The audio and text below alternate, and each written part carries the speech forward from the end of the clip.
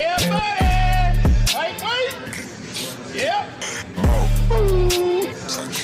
Salut la team, donc on démarre cette nouvelle vidéo avec Terence Ruffin qui est resté assez discret depuis quelques mois. Et pour ceux qui ne le savent pas ou pour ceux qui l'ont oublié, Terence aurait dû monter sur la scène de l'Arnold Classic, mais pour des raisons professionnelles, il n'a pas participé à cette compétition. Depuis, il travaille très dur pour améliorer son physique pour tenter de remporter Monsieur Olympia Classic Physique, car Terence est l'un des seuls à encore avoir de la marge au niveau de la limite de poids autorisée, et on peut dire que sa saison 2023 a été une très belle saison au vu des classements et du super physique présenté sur scène, et d'ailleurs il a présenté son meilleur physique depuis ses débuts pro. Donc depuis le début de son off-saison, Terence a pris pas mal de poids en maintenant un body fat relativement bas. Mark Hector est apparu sur scène pour la dernière fois en 2022 et malheureusement pour lui il a dû subir 2 opérations à l'épaule pour pouvoir s'entraîner de nouveau correctement avec intensité pour justement essayer d'améliorer son physique, et Mark souhaite remonter sur scène cette année, mais il va devoir être très patient et voir à quelle vitesse son physique évolue pour être de nouveau compétitif sur scène, car par le passé, Mark affichait un physique extrêmement volumineux et très complet et assez esthétique, et j'espère le revoir sur scène en pleine forme.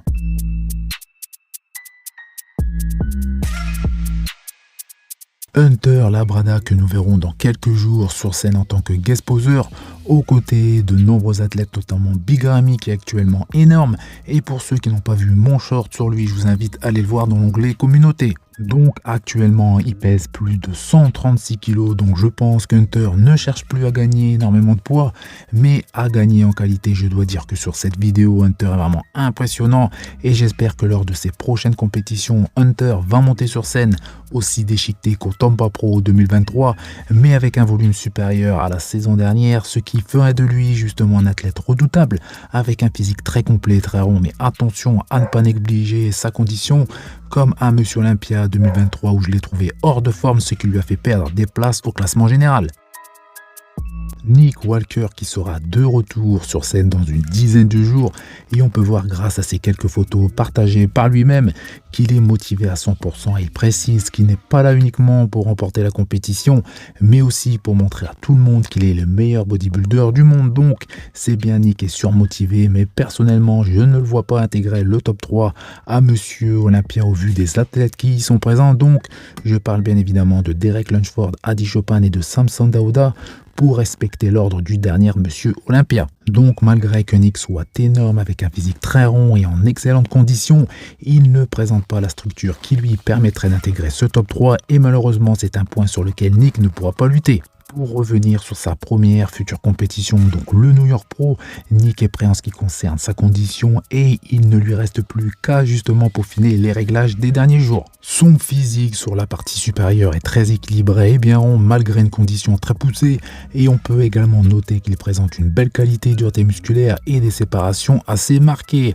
Sur le biceps cage, Nick est très épais, mais dommage qu'il ne montre pas son physique dans son ensemble pour juger si le bas et le haut de son physique sont justement équilibrés, mais pour ceux qui est du haut de son physique comme sur la photo précédente, gros volume, bien rond, super condition, mais manque de qualité musculaire sur cette pose. Donc n'hésitez pas dans l'espace commentaire à me donner votre avis sur le fait que Nick Walker puisse justement intégrer le top 3 à Monsieur Olympia ou encore remporter le titre. Un autre athlète débarque au Koweït, et il s'agit de Rubiel Mosquera, et là je me demande très sérieusement à quoi va-t-il ressembler après quelques semaines passées à l'Oxygen Gym, surtout qu'il participe au Dubai Pro Show en juillet. Comme je l'ai dit dans la vidéo où je parle de Samson, les infrastructures mises à la disposition des athlètes sont au top, mais à voir comment ces deux athlètes vont évoluer au fil des mois. Et en ce qui concerne Rubiel, on a pu voir qu'il est resté en super forme, avec un physique très volumineux mais également un body fat assez bas.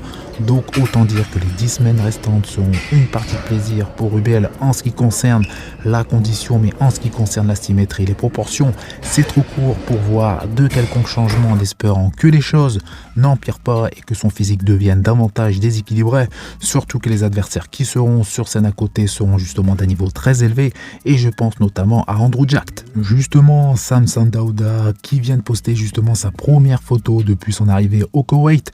Et pour les amateurs de body, on reconnaît bien cet endroit où pas mal de bodybuilders connus ont posé, comme Big Ramy, Nathan Dehacha ou encore Brandon Curry. Mais contrairement à ces athlètes, Samson ne paraît pas justement aussi impressionnant, mais bien évidemment plusieurs possibilités pour expliquer le pourquoi. Donc la raison principale est due à sa période de repos, donc son off-saison, avec moins d'entraînement, une alimentation moins volumineuse, des va-et-vient entre le Koweït et l'Angleterre, bref, une période avec un peu moins de tout et surtout de produits pour laisser son corps au repos, car ici son physique est moins volumineux, moins rond, moins rempli, beaucoup plus flotteux, donc encore une preuve supplémentaire qu'un athlète naturel ou non ne peut pas être à son top chaque jour, et surtout justement les pro bodybuilders. Dans tous les cas, Samson d'ici quelques semaines ou quelques jours va démarrer justement sa phase de progression, tout comme a dit Chopin présent dans ma dernière vidéo. Donc Samson ne va pas trop traîner car beaucoup de travail l'attend pour être au top sur la scène de Monsieur Olympia 2024, et j'espère que son nouveau préparateur réussira à le faire progresser pour qu'il devienne justement meilleur comme il a su le faire depuis ces dernières années et non l'inverse. Et petite info justement, son nouveau préparateur, par rapport à ce que Samson a déclaré dans certaines de ses stories, il serait justement pas nouveau car c'est sa femme qui continuerait justement à le préparer.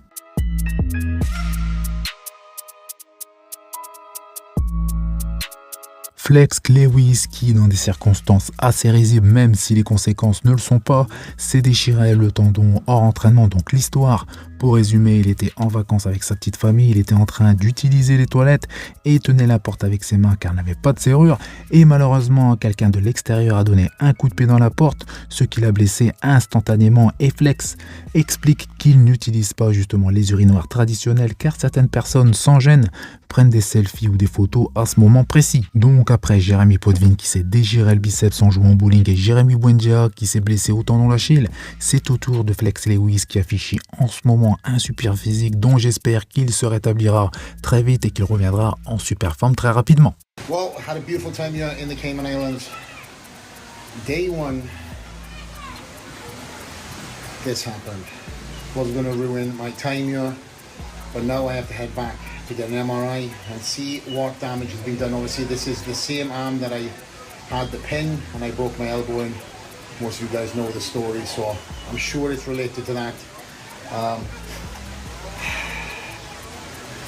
Always something, but nonetheless, hasn't got down my energy on this trip. There's another look at it.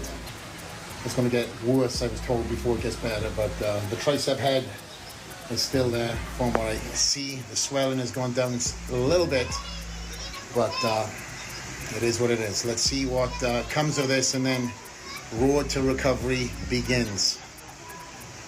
Another view. Thank you, Cayman Islands. Behrouz Tabani qui est à 6 semaines du Spen Pro, qui sera face à William Bona qui est en pleine forme en ce moment, mais également à Michael Krizo plus massif que jamais. Donc Behrouz est l'athlète qui m'impressionne le plus en ce moment avec son physique énorme et très rond, sans oublier sa dureté et sa qualité musculaire incroyable. Et je suis sûr que s'il participe à Monsieur Olympia, il se place dans le top 10 à coup sûr. Donc lors de la saison 2023, Behrouz a été pas mal critiqué sur le fait que ses cuisses manquer de volume, mais ici je trouve que son physique est assez équilibré, donc n'hésitez pas justement à me donner d'avis sur son physique. Donc Behrouz et son préparateur ont fait de l'excellent travail, mais reste à voir une fois déchiqueté si ses cuisses ne perdent pas en volume, un peu comme Derek Lunsford. Donc voilà, c'est tout pour cette vidéo. Donc comme d'habitude, je compte sur vous pour faire péter les pouces bleus, ça fait plaisir. Vous pensez également à vous abonner pour ne rater aucune de mes prochaines vidéos. Je vous dis à bientôt. Salut!